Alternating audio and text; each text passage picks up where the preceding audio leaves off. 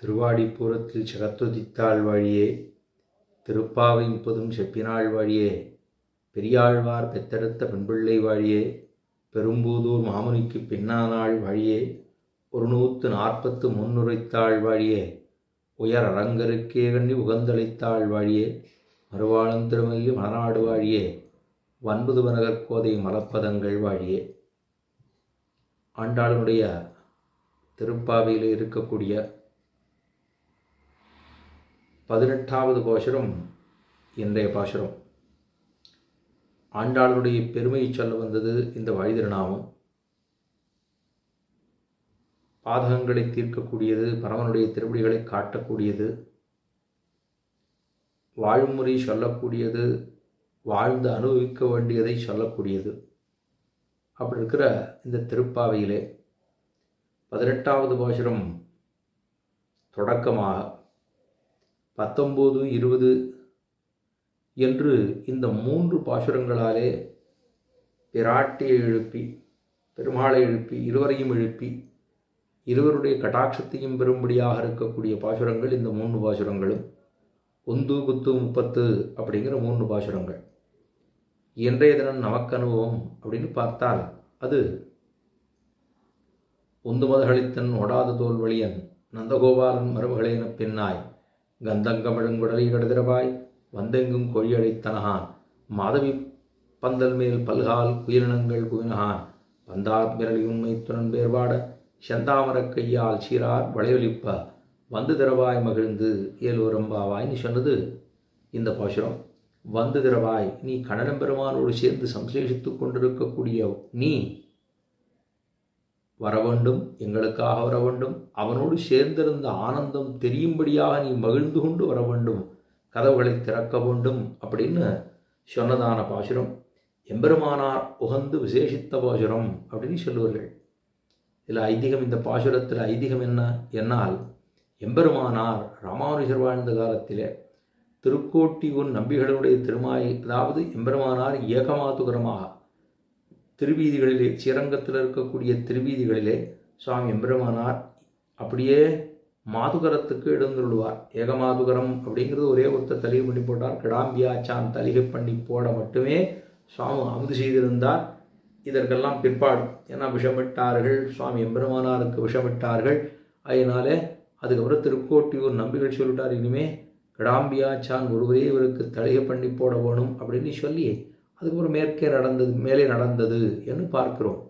அதற்கு முன்பாக சுவாமி மாதுகரத்துக்கு திருவீதிகளிலே எழுந்துருள் வருகிற பொழுது திருப்பாவையை உச்சரித்து கொண்டே சுவாமி வருவார். சுவாமி திருப்பாவையை செய்து கொண்டே வருவாராம்.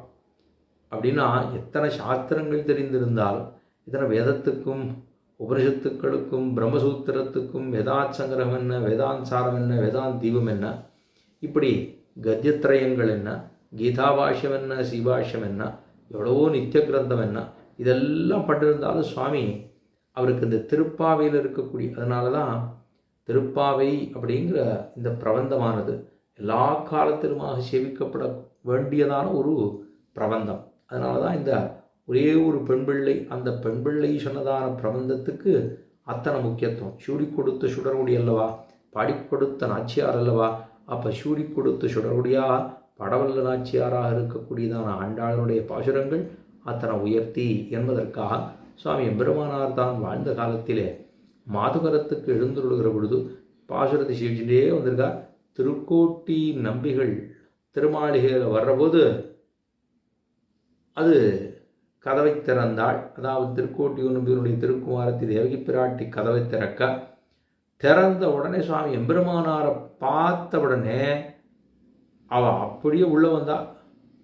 ஐயா ஐயான்னு அவள் பதறித்து தெரித்து கொண்டு உள்ளே வந்து சேர, அப்போ கேட்குறார் திருக்கோட்டியூர் நம்பி கேட்குறார், என்னம்மா ஆச்சு அப்படின்னா, இல்லை எம்பெருமானார் வந்தார், என்னை தண்டனிட்டு சேவித்தான்னு சொன்னாராம் தேவகி பிராட்டி. அப்போ திருக்கோட்டியூர் நம்பி என்ன சொன்னார், ஓ உந்துமதகளித்தன் பாசுரம் அனுசந்தானமாக இருந்திருக்க வேணும் அப்படின்னு சொன்னாராம். அப்படின்னா ஆச்சாரியராகவே சிஷ்யர் எப்படி இருப்பார் என்பதை தெரிந்து கொண்டு ஒன்று தேவகி பிராட்டி வெளியில் வந்தவுடனே செந்தாமரக் கையால் சிறார் வளையளிப்பு வந்து திரவாய் மகிழ்ந்துன்னு சொல்கிறது. தேவரீர் இந்த கண்ணனை அணைக்கக்கூடியதான கைகளாக இருக்கக்கூடிய சிவந்த கைகளாக இருக்கக்கூடியதான செந்தாமரை கையால் ஷிரார் வளையொலிப்ப, இந்த கைகளிலே இருக்கக்கூடிய வளையோசி எல்லாம் இவ கதவை திறந்து கொண்டு அப்படி வந்த உடனே வந்து திரவாய் மகிழ்ந்துங்கிற பாசுரம் ஞாபகம் வந்துட்டு அப்படியே கீழே விழுந்து சேவிச்சுட்டாராம். ஓ, இது நப்பின்ன பிராட்டிய வருகிறாள் போலும் அப்படின்னு நினைத்து கொண்டு சுவாமி எம்பெருமானார் அப்படியே தண்டனடி சமர்ப்பிச்சாராம். இது நப்பின்னையாவே நினைச்சுட்டு இருக்கார். அதாவது ஆண்டாளுக்கு ஒரு பக்கம் பவனா பிரகர்ஷம்னா எம்பெருமானாருக்கு அதே மாதிரி. அதனால தான் பெரும்புதூர் மாமனிக்கு பின்னானான்னு சொல்கிறோம். பெரும்புதூர் மாமனிக்கு பின்னானான்னு இவ பாடின பாசுரங்கள் அக்கார அடிச்சிடும் நாரணரும்புள் பாசுரத்துக்கு அதை காலக்கியம் பண்ணிருக்கும் போது தான் இது தோணித்தான் சுவாமி எம்பெருமானாருக்கு. இப்படி பாட்டு போயிருக்காளே ஆண்டாள், இதை யார் சமர்ப்பிச்சிருப்பா, சரி நம்ம சமர்ப்பிக்கலாம் அப்படின்னு சொல்லிட்டு தான் அவர் எழுந்துருளினார். சிவிலிபுத்தூருக்கு எழுந்துருளி, திருமாரஞ்சோலமலைக்கு எழுந்துருளி, அங்கே எல்லாத்தையும் அக்கார அடிச்சல் எல்லாம் கண்டரோல பண்ணி சிவிலிபுத்தூருக்கு தான் சென்று ஆண்டாளை சேவித்து தேவாள் பாட்டு பாடி வச்சுட்டு அடியே அந்த கைங்கரியத்தை செய்து போந்தோம் தேவருடைய திருடி வளர்த்தாலேன்னு சொல்லி சேவிக்க ஆண்டாள் 2 அடி முன்னே வந்து நீர் நமக்கு அன்னரோ அப்படின்னா கோயில் அண்ணர், அதாவது எம்பெருமானார் கோதைக்கு அண்ணன், ஆண்டாளுக்கு அண்ணன். அதனால தான் பெரும்புதூர் மாமுனிக்கு பின்னானாள் அப்படின்னு சொல்கிறோம். பெரும்புதூர் மாமுனிக்கு பின்னானாள் அல்ல, முன்னாடி தான் அவதரிச்சிருக்கா. ஆனால் பாசுரத்தில் என்ன சொல்கிறோம், வழிதிருநாமத்தில் பின்னானாள் வாழியேன்னு சொல்கிறோம். ஏன்னா அவர் அண்ணனாகவே இவள் தங்கையாகவே இருக்கக்கூடியதான ஒரு பிராப்தம். அந்த பிராப்தத்தை அவள் நினைத்ததை இவர் முடித்து கொடுத்தார் அல்லவா. ஆகையினாலே பெரும்புதூர் மாமுனிக்கு பின்னானாள் அப்படின்னு சொல்கிறோம். அந்த எம்பெருமானார் சேவிக்கிற ஒரு செந்தாமர கையால் சிறார் வளையொலிப்ப, இந்த கைகள் தானே நப்பின்ன பிராட்டியே உன்னுடைய திருக்கைகள் தானே கண்ணன பெருமானை அணைக்க முற்பட்டதான கைகள், அணைத்ததான கைகள். அந்த கைகளில் இருக்கக்கூடிய வளையல் ஓசை கேட்கும்படியா நீ கதவுகளை வந்து திறந்தாயே. இவள் யார், யாரும் இல்லை, நப்பின்னையே வந்தாள், அவளே திறந்தாள் அப்படின்னு நினைத்திருக்க வேண்டுமே. ஆனால் அதனால் எம்பெருமானார் விசேஷித்து உகந்த பாசுரம் என்று சொல்லுவார்கள். அதே போல் அத்துழாய், பெரிய நம்பிகளுடைய திருக்குமாரத்தை அத்துழாயும் அதே மாதிரி அந்த விசேஷமான இதெல்லாம் வார்த்தா மாலையிலே சொல்லப்பட்டு உள்ளது. ஆஹா, அப்படி உகந்ததான பாசுரம் இந்த பாசுரத்தில் இருக்கக்கூடிய விசேஷம். இப்போ உந்துமதகளை தன்னோடாதோல்வனின் இதுக்கு முன்னாடி பாசுரத்தில் எம்பெருமானாரை எழுப்பி, அதாவது எம்பெருமானார்னு சொன்னால் எம்பெருமானை எழுப்பி, எம்பெருமானா ஆறு நந்தகோபர் தான் எம்பெருமான், எம்பெருமாட்டினாரு யசோத பிராட்டி எழுப்பி, அவர்கள் 2 பேரும் எழுப்பிட்டு அதுக்கப்புறம் கண்ணனை எழுப்பினா ஏந்துக்கல, நம்பிமூத்த பிரானை எழுப்பின பிற்பாடு அவர் ஏந்துக்கிறார். இப்போ எழுந்துருன்னு சொன்னால் ஏந்துக்கல. இப்போ என்ன பண்ணலாம், வெளியில் நிற்கிறதா என்ன பண்ணுறான் அப்படின்னா, சரி புருஷகார பூதையாக இருக்கக்கூடிய பிராட்டியை உத்தேசம் பண்ணிக்கொண்டே எம்பெருமானை எழுப்ப வேணும் அப்படிங்கிறதாக நினைத்து கொண்டால் சரி புருஷகாரம் பண்ணியே ஆகணும். ஏன்னா புருஷகார பலத்தாலே என்னோ காகம் தலை பெற்றது, காக விபீஷணாதிகளை கண்டால் அப்படின்னா காக விபீஷணாதிகள் போலே அப்படின்னா பிராட்டியை பத்தாமல் ராமனை பற்றினா சூர்பனக அனர்த்தப்பட்டு போனாள். பார்க்குறோமோ இல்லையோ, பிராட்டியிலே சொன்னாளா, சொல்லியிருந்தால் ஒரு வேளை காரியம் நடந்திருக்குமோ. ஆனால் பிராட்டியிலே சொல்லாமல் ராமனை அணுகினாள் சூர்பனகை, அனர்த்தப்பட்டு போனாள். அப்போ புருஷகாரம் இல்லை. ராமனுக்கு தெரியாமல் இவன் ராவணனானவன் சீதா பிராட்டியை பற்றினான், அவனும் மாண்டு போனான். ஏன்னா புருஷகார பூதியாக இருக்கக்கூடிய பிராட்டிகிட்ட கேட்கல, பெருமாள்கிட்ட போனான், அவள் மூக்கரு விட்டு விட்டா. பெருமாள்கிட்ட சொல்லாமல் பெருமானுடைய பிராட்டியாக இருக்கக்கூடிய லோகமாதான்னு சொல்லும்படியாக இருக்கக்கூடிய சீதா பிராட்டியை பெருமானுக்கு தெரியாமல் இப்படி செஞ்சுட்டான். அப்போ தெரியாமல்னா பெருமான் பிராட்டிங்கிறது தெரியாமல் இப்படி செஞ்சுட்டானோ இல்லையோ, அப்போ அவன் யார், அவனும் அனர்த்தப்பட்டு போனான், மாண்டே போனான். இது நடந்ததா, இருவரையும் பற்றி கொண்டதான விபீஷண ஆழ்வான் வாழ்ந்து போனான் அப்படின்னு தெரியுதோ இல்லையோ. இப்போ காக விபீஷணாதிகள் பக்கத்தில் பார்க்கலான்னா, காக விபீஷணாதிகள்னா காகாசுரன், விபீஷணன் அப்படின்னா விபீஷண ஆழ்வான் என்ன, காகாசுரன் என்ன, இருவரும் வாழ்ந்து போனார்கள். எப்படி, பிராட்டி சொன்னதுனால தான். புருஷகார பலத்தாலே காகந்தலை பெற்றது, அது இல்லாமையாலே ராவணன் முடிந்தான் அப்படின்னு சுவாமி பிள்ளவலகாரியன் தெரிவிக்கிறார். புருஷகார பலம் அப்படின்னு இது எல்லாம் பிராட்டிகிட்டேயே பிராட்டியினுடைய திருமார்பிலே வந்து தன்னுடைய அழகாலே கொத்தி தீர்த்தான். ரதமாக கொட்டுறது திருச்சித்திரகூடத்தில் சித்திரகூட திருப்ப சிறுகாக்க முலதீண்டன்னு ஆழ்வார் தெரிவித்தார் இல்லையோ. பிராட்டி திருத்தொடைகளிலே ராமன் தலையை வைத்து கொண்டு சாணிச்சென்றுகான். அப்படியே சுகசுத்த பரந்தபகான்னு, அதாவது எத்தனை ஆச்சரியமாக ராமன் தூங்குகிறான், அவ்வளோ அழகாக தூங்குறான்னா, அவ்வளோ அழகாக சுகசுத்த பரந்தபகா என்று வால்மீகி தெரிவிக்கிறாரோ இல்லையோ, அவ்வளோ அழகாக தூங்கிட்டு இருக்கான். ஆனால் ஸ்ரீமான்னு கொண்டாடுகிறார். தூங்குறத போய் யாரான்னு ஸ்ரீமான்னு சொல்லுவாளான்னா அவ்வளோ அழகாக தூங்கிட்டு இருக்கான். சமயாபோதித ஸ்ரீமான் சுகசுப்த பரந்தபகான்னு சொல்லுவார்கள். அவ்வளோ அழகாக தூங்கிட்டு இருக்கான். அப்படி இருக்கிற போது காகாசுரன், அதாவது ராவணனாலே ஏவப்பட்டு காகாசுரன் வந்து பிராட்டியை தொந்தரவு செய்ய ரதமாக ஓட்டுறது. அப்புறம் ராமன் முழித்து கொண்டான். பார்க்குறான், என்ன நடந்தது தெரிந்தது. தன்னுடைய தர்பத்தை எடுத்து உச்சரணம் பண்ணி விட்டான். அப்படியே 3 லோகான் சம்பரிக்கிரமியன்னு 3 லோகமும் சுற்றி வந்தான். ஜெயந்தன்னு சொல்லப்படுகிற அசுரன் அவன் தான். காகாசுரனாக வந்தான். இந்திரனே கொடுக்கல இடம். அவன் இந்திரனோட பிள்ளை. அவனே இடம் கொடுக்கல. எல்லாம் முடிக்கொண்டா. ஒருத்தரும் யாருமே இடம் கொடுக்கல. 3 லோகான் 3 லோகத்திலும் சுத்தித்தனும் தெரிந்தான். ஒன்றும் வழி இல்லை. கீழே வந்து திரும்ப வந்து விழுந்தா எங்கே வந்தான்? பிராட்டியினுடைய திருவடியிலே விழாமல், எம்பெருமானுடைய திருவடியிலே விழாமல் விழுந்தான். எம்பெருமான தலை இந்த பக்கம் கிடக்கு, கால் அந்த பக்கம் கிடக்கு. அதாவது பெருமான் திருவடிக்கு கீழே அவனோட கால் அந்த பக்கம் மாறி கிடக்கு. அப்போ சரணாகதினா எப்படி இருக்கணும்? நம்முடைய தலையை எம்பெருமானுடைய திருவடிகளிலே விழ வேண்டும். இது இல்லையோ பார்த்தா பிராட்டி புருஷகாரம் பண்ண போகணுமே அப்படின்ட்டு அவன் அப்படியே திரும்பி போட்டான். அவனுடைய தலையானது பெருமானுடைய திருவடிகளில் ஏற்படும்படியாக விழுந்து, ராமா நீ சொல்லியிருக்கே, யார் ஒருத்தன் என்னை சரணமாக பத்துகிறானோ அவனை என்ன பண்ணுவேன்? விரதமாக பத்துகிறேன். அவன் செய்கிற காரியத்தை யார் ஒருத்தன் சகிருதேவ பிரபன்னாய தவாஸ்மி திஜே யாஜதே அவயம் சர்வபூதேபியோ தாமி எதத் பிரதமமான்னு சொல்லுகிறபடியே அவன் தலையை கொண்டு உன் திருவடியில் வச்சுட்டான். சரணம். இப்போ நீ அவனை ரட்சித்தாகணும்னா அவன் வாழ்ந்து போனான்னு சொல்கிறோம். புருஷகார பலத்தாலே காகம் தலை பெற்று போனது, அது வாழ்ச்சி பெற்றது. ஆனால் அது இல்லாமையாலே, அது ஒரு நாள் நடக்கவே இல்லையோ, அது இல்லாமையாலே தன்னுடைய கர்வத்தினாலே கமண்டித்துவத்தினாலே தான் அனர்த்தப்பட்டு போனான். உயிரை மாண்டு போனான். அவனுக்கு சதுரமாமதில் சூழ் இலங்கைக்கிறவன் தலவத்து உதிரவோட்டின்னு சொல்லுகிறபடியே அப்படியே தான் ஒவ்வொரு தலையும், இது லோகத்தில் யாருக்கும் கிடைச்சிருக்காது இல்லையோ, கிடைச்சிருக்காதுன்னு அது கிடைக்கணுமா? அவன் தலை ஒன்று கீழே உருள்றதே ஒரு தலை அடித்தார், கீழே ஒரு தலை உருளுது, 9 தலையும் பார்க்குது. இன்னொரு தலையை அடித்தார், 8 தலையும் பார்க்குறது. இந்த 2 தலை கீழே கிடக்கிறத 8 தலை பார்க்குது. அதில் கண்ணு இருக்கோ இல்லையோ, பார்க்க இல்லையோ. 7வது அடித்தார், 6ம் பார்க்குறது. 6வது அடித்தார், 5ம் பார்க்குறது. அப்போ இது லோகத்தில் வேறு யாருக்குமே கிடைத்திராததான ஒரு துர்தசை. அப்பேற்பட்ட துர்தசையாக தன்னுடைய தலையே போவதை பார்த்தவன் இராவணன். அப்படி அவன் அனர்த்தப்பட்டு போனான்னா அந்த மாதிரி இல்லையோ இல்லையோ. அதனால் புருஷகார பலத்தை பற்றி கொண்டு நப்பின்ன பிராட்டியை எழுப்பி அதுக்கப்புறம் கண்ணன்கிட்ட போவோம் அப்படின்னு புரிஞ்சு விட்டா ஆண்டாள். அதுக்காக பிராட்டியை எழுப்புவதற்காக எழுப்பின வாசனம்தான் உந்து மதகளைத்தன் ஓடாத தோல்வலியன். உந்து மதகளைத்தன் இவனுக்கு ரொம்ப பலம் பெற்றவன். ஏன்னா இருக்கக்கூடியதோ கம்சன் படை வீட்டுக்கு கீழவே இருக்குன்னா அவனை ரட்சித்து காப்பாற்றணும்னா அவர் எப்படி இருக்கணும்?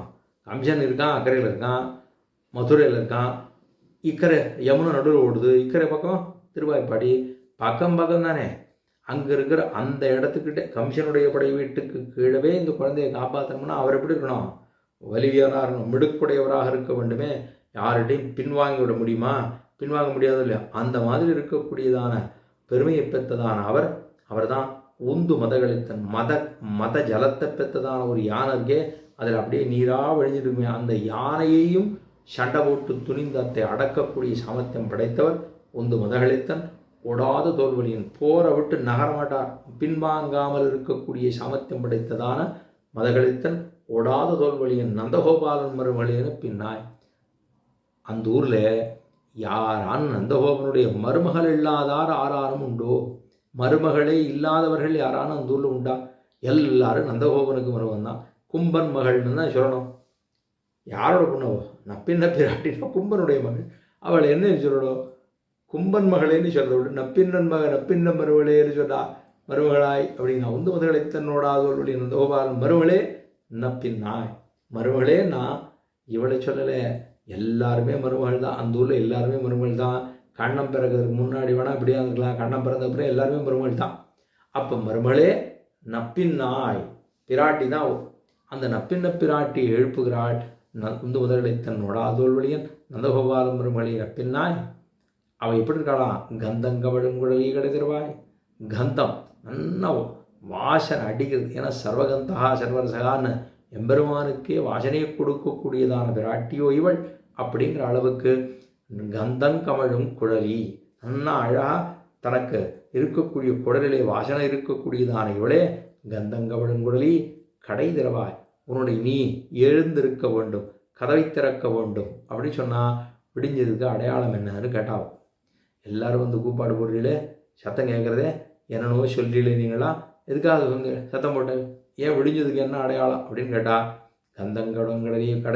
கடவி கமழுங்குடலையை கடதிரவாய் வந்தெங்கும் கோழி அழைத்தனஹான். கோழி அப்படிங்கிறது ஏகவச்சனம். இந்த அழைத்தன அப்படின்னு சொன்னால் அங்கே பகுவச்சனம். இப்போ இது பகுவச்சனமா ஏகவச்சனமானா ஜாத்யேகவச்சனம்னு சொல்லுவார்கள். அப்படின்னா இது ரெண்டும் சொல்கிறத பார்த்தா முன்னாடி சிங்குலரா ப்ளூரலான்னு சொல்கிற முடியும். அப்போ ஒருமையில் சொல்கிறோமா பன்மையில் சொல்கிறோமா? ஆங்கிலத்தில் அப்படி தான் சொல்லுவோம். சிங்குலர் ப்ளூரல் ரெண்டாக இருக்கா, ரெண்டு பேராக இருக்கா, நம்ம சில பேர் சொல்லிப்போம். நாங்கன்னு சொல்லுவோம். நீங்கள் யார் நீங்களா அப்படின்னா, எப்போ பார்த்தாலும் நாங்கள் வந்தோங்கிறத நீங்களாம் யார் அப்படின்னா, இல்லை நான் இந்த ஊருக்காரா அப்படி தானே பேசுகிறான். அப்போ ஒரு பன்மையிலே சொல்லலாமா? கோழின்னு சொன்னால் அது ஒருமையாச்சே. அழைத்தனன்னு சொன்னால் பன்மையில் இருக்கே, இது சொல்லலாமான்னா கோழிகள் அழைத்தன. அப்போ இது ஜாத்யேகவச்சனமாக சொல்லப்படும். ஜாத்யேகவச்சனம்னா இது தனியாக சொல்லியிருந்தாலும் பலதையும் சேர்த்துத்தான் குறிக்கும் அப்படிங்கிற அர்த்தம். அதனால இங்கே என்னன்னு சொல்கிறோம்? அப்போ பந்தெங்கும் கோழி அழைத்தனகான். ஒரு இடத்துல சத்தம் போடல, எல்லா இடத்துலையும் சத்தம் போடு. வந்து எங்கும் கோழி அழைத்தனகான். வேற சொல்கிறா குறுக்கத்திப்பு மாதவி பந்தல் மேல் பல்கால் குயிரினங்கள் இதெல்லாம் ஒரு காரணமாக நீங்கள்லாம் எத்தியோ பக்ஷி கத்துதுங்கிறேள், கீச்சுங்கிறதே கிழ்வானுங்கிறேள், வெள்ளைங்கிறேள், எதோ சொல்கிற அக்ஞாதம் விபரீத ஞானம் என்ன இவாளுக்கு ஒன்றும் புரியல. அதாவது விபரீத ஞானமாக இருக்குது. இது வஸ்துவை வேறவா மாற்றி புரிஞ்சுக்கிறேன். நீங்களாம் ஒன்றும் சரியில்லை, எல்லாம் ஏதோ சொல்கிறீங்க, தூக்க காலத்தில் ஏதோ சொல்லிட்டு இருக்கீங்க அப்படின்னா சொன்னால் பந்தெங்கும் கோழி அழைத்தனான் மாதவி பந்தல் மேல் பல்கால் குயிரினங்கள் குவினான். பல காலமாக கத்திகிட்டே இருக்குப்பார். பல்கால் குயிரினங்கள் குவினகான். குயில்கள்லாம் குயில் இருக்குப்பார். மயில் அகவுகிறது, குயில் கூவுறது, இதெல்லாம் அதுக்கு இருக்கக்கூடிய பழக்கம் தானே. இதில் என்ன புதுசாக இருக்குது? விடிஞ்சதுக்கு இதுக்கு என்ன சம்மந்தம் இருக்குன்னா அதான் சொல்கிறா பல்கால் வீரனங்கள் குவினான் பந்தார் பிறலியும் மைத்துனன் பேர் பாடா. கண்ணனும் நப்பெண்ண பிராட்டியுமா பந்து விளையாடினான். பந்து விளையாடினா தோதுப்பட்டான் கண்ணன். கண்ணன் தோதுப்பட்டானா அவனை உள்ளுக்குள்ளே இறுக்கி அமுக்குன்னு அமுக்கிட்டு படுத்துட்டு இருக்காவும். அப்படின்னா தோற்றவனை உள்ள வைத்து கொண்டு தானும் சனித்து கொண்டு இருக்கிறாள் நப்பெண்ண பிராட்டி. இப்போ சொல்கிறாவோ. ஏன்னா பந்துங்கிறது என்ன? விளையாட்டு பொருள். கண்ணன்கிறது என்ன? போகத்துக்கு பொருள். சரி, அதே போல் நாரம்ங்கிறது என்ன? நாரம்ங்கிறது பந்து. பந்துன்னா ஒரு வஸ்து, நாரம்ங்கிறது ஒரு வஸ்து. நாராயணன்கிறது என்ன? இதுதான். கிருஷ்ணன் தான் நாராயணன். அவர் தானே நாராயணன். கீழவே நாராயணனே நமக்கே பிரதருவான், நாராயணன் மூர்த்தி கேசவனை பாட அப்படின்னு பல படங்களை சொல்லிட்டாடு. அப்போ நாராயணனாக இருக்கக்கூடிய நாராயணன் மூர்த்தி என்ன, நாராயணன் கேசவன் என்ன? அப்போ இதெல்லாம் இருக்கக்கூடியவன் கிருஷ்ணன். அவதார திசையிலே கிருஷ்ணனாக கண்ணனாகத்தானும் அவதரித்துள்ளான். அப்போ இவளுக்கு போகம் அப்படின்னு சொன்னால் கண்ணன், நாராயணன்னு சொன்னால் கிருஷ்ணன். அதே போல் இது உபகரணமாக இருக்கே அப்படின்னா ஒரு பக்கத்தில் அந்த கண்ணன் தோத்து போன கண்ணனை இப்படி இடிக்கணுட்டா ஒரு பக்கத்தில் கண்ணன், மற்றொரு பக்கத்தில் பந்து. பந்தார் விரலி கையில் பந்து வச்சுருக்கா. பந்தார் விரலி பந்தை தன்னுடைய கையிலே வைத்து கொண்டிருக்கக்கூடியதான பின்ன பிராட்டியே. பந்து ஆர் விரலி விரல்களாலே பந்தை பிடித்து கொண்டிருக்கக்கூடிய பந்த உடையதாக இருக்கக்கூடிய விரலை படைத்தவளே அப்படி வச்சுருக்கா. வந்தார் விரலி அப்படி வச்சுக்கோங்க. கண்ணன் ஒரு பக்கத்தில் இந்த குடத்தெல்லாம் பிடிச்சிக்கிறோம் இல்லையோ, குடத்தெல்லாம் ஸ்ரீகள்லாம் வச்சுருப்போது அப்படி இடுப்பில் வச்சுப்பா. காவேரிலையும் தேத்தம் கொண்டு வச்சேன் அப்படி இடுப்பில் வச்சுட்டு வச்சுட்டானா அவள் வாட்டுக்கு வந்துடுவா. புருஷாலாம் தலையில் வச்சுப்பா. ஒரு சும்மாடு வச்சுக்கிறாளோ இல்லையோ வச்சு ஒரு சுருட்டி வச்சு அது மேலே வச்சோம்னா அது மண்டை உருண்டையாக இருக்குது, இப்படி கீழே விழுந்துடும். அதனால் அந்த சும்மாடை போட்டோம்னா அது ஏறி வச்சோம்னா கையில் நம்ம மாட்டு இப்படி நடந்து வரலாம். அது பழக்கம் இருந்தவாளுக்கு தான் வரும், இல்லைன்னா இப்படி போக வேண்டியதுதான். அதனால் அவளுக்கு வராது. இதுக்காக சொல்ல வந்தேன். அந்த இடத்துல பந்தார்பிரளியின் மைத்தனன் பேர்வாட மாதவிப்பந்தல் மேல் குறுக்கத்திப்பூ, மாதவிப்பந்தல் மேல் பல்கால், அந்த குறுக்கத்திப்பூ இருக்கக்கூடிய புஷ்பத்தினுடைய செடிகளிலே நிறைய பலகாலம் குயிலினங்கள் எல்லாம் கூகின்றனவே, நீ எந்துக்க வேண்டாமா பெண்ணே கேட்டா என்ன சொல்லா, பந்தார்பிரளியின் மைத்தனன் பேர்வாட செந்தாமரை கையால். பந்தார் விரலி, பந்தார் விரலினா என்னவா அப்படின்னா, இந்த பந்துங்கிறது நப்பெண்ண பிராட்டிக்கு அது ஒரு போகோபகரணம். பந்துங்கிறது லீலோபகரணம், கிருஷ்ணங்கிறது போகோபகரணம்.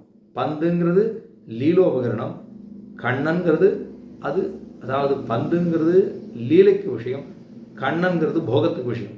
இது லீலோபகரணம், இது போகோபகரணம். இது நாரம், இது நாராயணன்.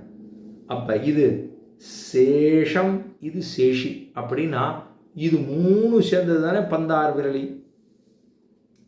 நாரங்கிறது வஸ்து, நாராயணனுங்கிறது நாரங்களுக்கு இனமாக இருக்கக்கூடியவன் நாராயணன். லீலைன்னு சொன்னால் பந்து.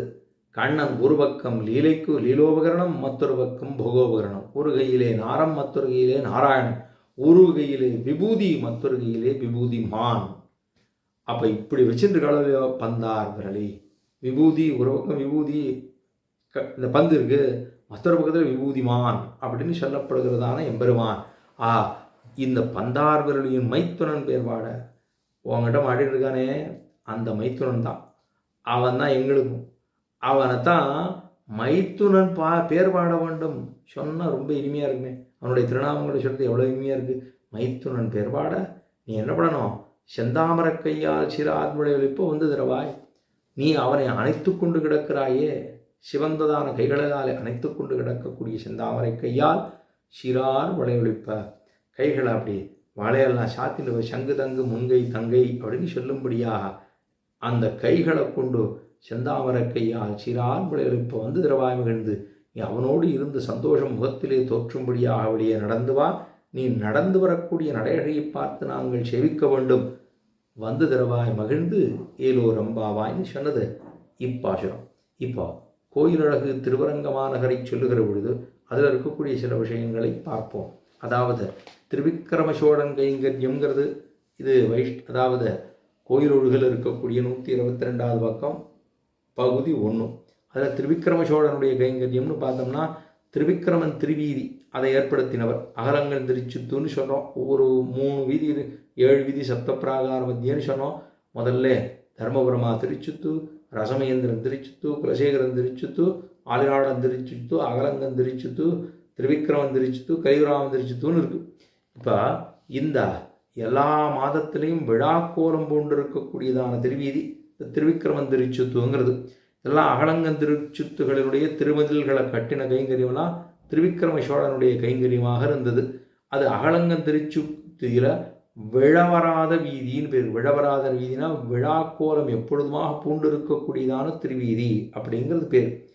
அது திருவிக்கிரமன் திருவீதியில் இருக்கக்கூடிய அந்த இடத்துல தான் 4 கோட்டை வாசல்னு சொல்லுவோம். கோட்டை வாசல் இருக்கும். ஒவ்வொரு பக்கத்துக்கும் போகிறதுக்கு ஒரு வாசல் இருக்கும். இந்த பக்கம் ஒரு வாசல், அந்த பக்கம் ஒரு வாசல். அதெல்லாம் அடைவளைஞ்சானுக்கு பின்னாடி போகிறது. கீழே வீதியிலையும் போகிறோம்னா கீழே அடைவளைஞ்சானு போகும். மேலே சித்திர வீதின்னு சொன்னால் மேலே அடைவளைஞ்சானு போகும். அதே போல் தெற்கு சித்திர வீதின்னு சொன்னால் அந்த பக்கம் அடைவளைஞ்சான் போகும். அப்போ 3 பக்கத்திலும் இருக்கக்கூடிய அடைவளைஞ்சான் அது சாத்தார வீதின்னு அந்த பக்கம் அதுக்கு பின்னாடி போகும். இதெல்லாம் இருக்கக்கூடிய பெருமை படைத்தது திருவிக்கிரம சோழன், அவனுடைய கைங்கரியம் இதெல்லாம். அதுக்கப்புறம் பள்ளிகொண்ட சோழன் கைங்கரியம்னு இவர் யாருன்னா, பள்ளிகொண்ட சோழன்கிறது யாருன்னு ரொம்ப தெரியல, வரலாற்று செய்திகள் ரொம்ப கிடைக்கல. ஆனால் சடையவர்மன் வாழ்ந்திருந்தானே, அவனுக்கு கீழே சிற்றரசர்களாக வாழ்ந்திருந்ததான ஒருவர் இருக்கலாம் அப்படின்னு உறையூரை அதாவது தலைநகரமாக கொண்டதான ஒரு சிற்றரசன். அந்த சிற்றரசனுக்கு இவன் கீழே இருந்திருக்கிறதாக சொல்லலாம். அப்படின்னு பார்த்தா அந்த சோழ பேரரசுக்கு உட்பட்டு இருக்கக்கூடிய உறையூர் பகுதியில் வாழ்ந்தவனாக இருக்கலாம். சின்ன ராஜா குறுநில மன்னன் அப்படின்னு வச்சுக்கலாம். அப்போ அந்த வீதி, அதாவது கீழே சித்திர வீதி இருக்கும் இல்லையோ, கீழே சித்திர வீதி அதாவது வெள்ளகோபுர வாசல்னு சொல்கிறோம். அதெல்லாம் அது கீழே உத்தர வீதி. அதுக்கு பின்னாடி இருக்கக்கூடியது கீழே சித்திர வீதி. சித்திர வீதினா திருவிக்கிரமன் திருச்சுத்துன்னு பேர். அதுக்கப்புறம் தான் கலியுராமன் திருச்சுத்து, 7வது திருச்சுத்து, இது 6வது திருச்சுத்து. முதல்ல தர்மவர்மா பெரியவர்மா இருக்கிறது, அதுக்கப்புறம் ராஜமகேந்திரன், அதுக்கப்புறம் குலசேகரன், அதுக்கப்புறம் ஆலிநாடன், அதுக்கப்புறம் அகலங்கனுக்கு அப்புறம் திருவிக்கிரமன் திருச்சுத்து, அது உத்தர வீதி. அதுக்கப்புறமா கலியுகராமன் திருச்சுத்து. அப்போ அந்த சித்திர வீதியில் இருக்கக்கூடியதான அந்த இடத்த என்னன்னு சொல்கிறோம், அதாவது விக்கிரமசோழன் திருவீதியில் கிழக்கு பகுதி, அதாவது உள்துறை வீதி, கீழே உத்திரை வீதி, உள்துறை வீதி. வெள்ளகோபுர வாசல் இருக்கிற இடமே அந்த வீதியே உள்துறை வீதி, அது கீழே உத்தர வீதின்னு பேர். உள்துறை வீதியை தான் உத்தர வீதின்னு சொல்கிறோம். அங்கே அதுக்கெல்லாம் செந்தமிழ் பாடுவார் வீதின்னு பேர். அரையர் சுவாமிகள் எல்லாம் எழுந்தருள் இருந்த வீதி. முன்ன நாளில் அரையர் சுவாமிகள், இன்றைக்கும் அரையர் சுவாமிகளுடைய திருமாளிகள்லாம் அங்கே உண்டு. பெருமாளுக்கு அரையர் இப்போ அத்தியன உற்சவத்தில் பண்ணுறாள், அது மாதிரி அத்தனை அரையர் கைங்கரியத்தை எல்லாம் பண்ணி ஆழ்வாருடைய பாசுரங்களை செந்தமிழ் பாடுவார்கள் அரையர்கள் குடியிருப்புகளாக இருந்தது. அங்கே இருந்தது. சித்திர மாதத்தில் பூரா நடக்கக்கூடிய கோட உற்சவம் அது பூரா எல்லாம் நடக்கும். இதெல்லாம் பிள்ளலோகஞ்சீரனுடைய ராமானுஜர் திவ்ய சரித்தை அப்படிங்கிறதுல சொல்லியிருக்கா. நித்திய சேவை மந்திரம் அப்படின்னு சொல்லி நித்தியோத்சவமாக நடத்தி கொண்டிருக்கக்கூடிய ஆழ்வார்கள் விபவத்தை இங்கே பூரா இந்த அத்தியனோத்சவத்தில் நடக்குதுங்கிறது அதில் உயர்ந்ததான ஒரு விஷயம். ஆகா, அந்த உத்தர வீதியில் திருமண்டபத்தில் அதில் மேலக்கோட உற்சவம், அதாவது வெளிக்கோட உற்சவம் உள்கோட உற்சவம்னு உண்டு. அதாவது வெளிக்கோட உற்சவங்கிறது ஆளிநாடன் திருச்சுத்தில் நடக்கக்கூடிய வெளிக்கோடை, இந்த வடுபரி உற்சவங்கள் இதெல்லாம் நடக்குது, இதெல்லாம் வெளிக்கோட உற்சவம்னு பேர். உள்கோட உற்சவம்னு சொன்னால் அது குலசேகர ஆழ்வார் திருச்சுத்தில் நடக்கக்கூடிய உற்சவத்துக்கு உள்கோட உற்சவம்னு பேர். ஆகா, இப்படி உத்தர வீதியில் இருக்கக்கூடியதான வடக்கு உத்தர வீதி இப்போவுமே வடக்கு உத்தர வீதி போகிறா சில பேர் அப்படின்னா, முன்ன நாளெல்லாம் அப்படி போய் அப்படிலாம் போக மாட்டா, உள்ளே போடுவா. இப்படியே வெள்ளகோபுர வாசலில், அதாவது வெள்ளகோபுர வாசல் சொல்லுவோம், உடைய சன்னதிக்கு மணல் வெளியாட்டம் இருக்கும். மணல் வெளியிலேருந்து நேராக உள்ளே போனோம்னா அந்த பக்கம் போனோம்னா அதுலேருந்து அப்படியே நேராக சந்திர புஷ்கரணிலேருந்து அப்படியே வடக்கு உத்தர வீதி வெளியில் வந்துடலாம். அப்படி போகிறதும் உண்டு. இந்த ஆயிரங்கால் மண்டபத்தில் ஒரு விட்டல கிருஷ்ணன் சன்னதி உண்டு. அது விக்கிரக வழிபாடுங்கிறது கிடையாது. அங்கே நிறைய மண்டபங்கள் எல்லாம் ஏற்படுத்தினது அதாவது பள்ளிகொண்ட சோழன் அப்படிங்கிற அந்த பள்ளிகொண்ட சோழனுடைய கைங்கரியம். ஆளிநாடன் திருச்சுத்தில் நடக்கக்கூடிய மணல்வெளி உற்சவங்கள் என்ன, உட்கோடையாக இருக்கக்கூடிய 5 நாட்கள் குலசேகரன் திருச்சுத்தில் இருக்கக்கூடிய அதாவது இருக்கக்கூடிய உற்சவம் என்ன, இதெல்லாம் ஆயிரங்கால் மண்டபத்தில் நடத்த கோட உற்சவம் இப்போ நடக்கிறதுல. ஆயிரங்கால் மண்டபத்தில் கோட உற்சவம் நடந்துட்டு இருந்தது தான் முன்னாடி. ஆயிரங்கால் மண்டபம்னு சொல்ல முடியல, பெரிய திருமணி மண்டபம், பெரிய மண்டபம், ஆயிரங்கால் மண்டபம் சொல்லுவோம். அதில் 1000 கால்கள் கிடையாது. அதுக்காகத்தான் வெளியில் பந்தல் போடப்பட்டு அது நித்திய விபூதியாகவும் இது லீலா விபூதியாகவும் போட்டு கடற்றின்னு கீழே விண்ணப்பம் பண்ணியிருந்தேன். அப்போ அது மாதிரி இருக்கக்கூடிய இவ்விடத்திலே அந்த ஆயிரங்கால் மண்டபத்தில் உற்சவங்கள்லாம் நடந்துருந்துருக்கு. ஆனால் இப்போ ஏதோ நடக்கலை. அதே போல் உத்தர வீதியில் இருக்கக்கூடியதான தெற்கு பகுதி, அதுக்கு பல்லவராயன் மடம் அப்படின்னு சொல்லுவாள். மணவாள மாமணிகள் இப்போ இருக்கக்கூடிய பல்லவராயன் மடம்ங்கிறது தான் மணவாள மாமணிகளுடைய சன்னதி. மணவாள மாமணிகள் சன்னதிங்கிறது மணவாள மாமணிகள் தான் வாழ்ந்த காலத்தை அவர் சொல்லிட்டார். நமக்கு எதுவும் இல்லை. ஆனால் பெருமாள் சொன்னது பல்லவராயன் மடத்தை மணவாள மாமணிகளுக்கு கொடுத்து போக வேணும்னு சொல்ல. அது அங்கே இருந்தது. அது மணவாள இது கீழ், அதாவது தெற்கு உத்தர வீதியில் இருக்கிறது. அதே போல் வடக்கு உத்தர வீதியில் மேற்கு பகுதி, வடக்கு உத்தர வீதினா தாயார் சன்னதியில் வெளியில் வருது. அதில் இருக்கக்கூடிய மேலப்பக்கம் அப்படின்னு சொன்னால் அது லங்கேஸ்வரன் மடம் அப்படின்னு பேர். அதுதான் இப்போ இருக்கக்கூடிய சுவாமி வேதாந்த ஜெயசனுடைய திருமாளிகைன்னு சொல்கிறோமோ இல்லையோ அந்த இடம். அந்த வடக்கு உத்தர வீதியில் மேற்கு பகுதியில் தாயார் சன்னதிக்கு அருகில் இருக்கக்கூடிய திருத்தேர், அங்கே இருக்கக்கூடிய திருத்தேர். வடக்கு உத்தர வீதியினுடைய கிழக்கு பகுதியில் இருக்கக்கூடிய ஷேரன் மடம், வடக்கு உத்தர வீதியில் இருக்கக்கூடிய கிழக்கு பகுதியில் இருக்கக்கூடிய ஷேரன் மடம். இதெல்லாம் ததியாராதனம் நடைபெற்று வந்ததான இடங்கள். அப்போ இதெல்லாம் எங்கே ததியாராதனை நடக்கிறதுன்னா, இதெல்லாம் கோயிலூடுகளே சொல்லப்பட்டதான விக்கிரம சோழன் திருவீதியை மாடவீதின்னு சொல்லுவோம். அதுதான் பொதுவாக சொல்லுவோம். அங்கெல்லாம் நடந்திருந்தது, கைங்கரியங்கள்லாம் நடந்திருந்தது. அப்போ தற்போது இருக்கக்கூடிய கீழவுத்திர வீதி அதுக்கு பேர் என்ன பேர் அப்படின்னா பறைசாத்துவார் வீதி அப்படின்னு பேர், செந்தமிழ் பாடுவார் வீதி அப்படிங்கிறது பேர். அப்போ அந்த வீதியில் இருக்கக்கூடிய இவ்வளவு விஷயங்களையும் பண்ணி கொடுத்தது. தற்போது தைத்தேர் அப்படின்னு சொன்னால் அது உத்தர வீதியில் இருக்கக்கூடிய தெற்கு பகுதியில் இருக்குது. இதெல்லாம் முதலாம் சடையவர்மன் சந்திரபாண்டியன் காலத்திலும் வீரபூதி உடையார் காலத்திலும் இந்த தேர் வடக்கு உத்தர வீதியில் மேற்கு பகுதியில் இருந்தது முன்னாடி. தற்போது வேதாந்த தேசிகர் திருமாளிகையிலிருந்து, அதாவது வடக்கு உத்தர வீதியினுடைய கிழக்கு பகுதியிலே உள்ள வீடுகள் சும்மா 12 அடி கொஞ்சம் இடம் விட்டுருக்கும். இங்கே இருக்கிற உத்தர வீதியில் இருக்கிற இடம் மாதிரி இருக்காது, பக்கத்தில் இருக்காது, கொஞ்சம் இடம் விட்டு இருக்கும். அதெல்லாம் அது உள்ளடங்கி அமைந்திருக்கிறதுக்கு காரணம் இதெல்லாம் உண்டு. தைத்தேர் எழுந்துருளுகிற போது நம்பெருமாள் உபயமான ஆட்சிமார்களோடு எழுந்துருளி தேர விட்டிறங்கி நேர தாயார் செல்வி போகிறது வழக்கம் உண்டு. அங்கே கோரதம் கண்டுருளி பெருமாள் ஏழு வராரு. அப்போ தாயார் சன்னதிக்கு செல்வதுங்கிறது இந்த ஒரு உற்சவத்தில் மட்டும்தான் தாயார் சன்னதிக்கு. அப்போ தைத்தேர் வடக்கு உத்தர வீதியிலே நிலை கொண்டிருந்த போது தேர விட்டிறங்கி தாயார் சன்னதிக்கு செல்லும் வழக்கம் இன்னைக்கு நடைமுறையிலே உண்டு அப்படிங்கிறது. அப்போ பள்ளிகொண்ட சோழன் கைங்கரியமாக இந்த திருவீதியில் இருக்கக்கூடிய திருமதில்கள், அப்புறம் 4 திருக்கோபுர வாசல்கள், இதெல்லாம் ஆறு பண்ணாங்க பள்ளிகொண்ட சோழன். திருமதில்கள் என்ன, மண்டபங்கள் என்ன, இதெல்லாம் பண்ணது அந்த பள்ளிகொண்ட சோழன் அப்படிங்கிற ராஜாவினுடைய கைங்கரியம் அப்படிங்கிறத இந்த நாளிலே சொல்லிக்கொண்டு மேலே சொல்ல வேண்டிய அர்த்தங்களை அடுத்த நாள் பார்ப்போம். சிவதேர் மஜாமாத்திரம் நேந்திரா மகாத்மனே ஸ்ரீ ரங்கவாசினே பூயாது நித்யஸ்ரீ நித்தியமங்கலம்.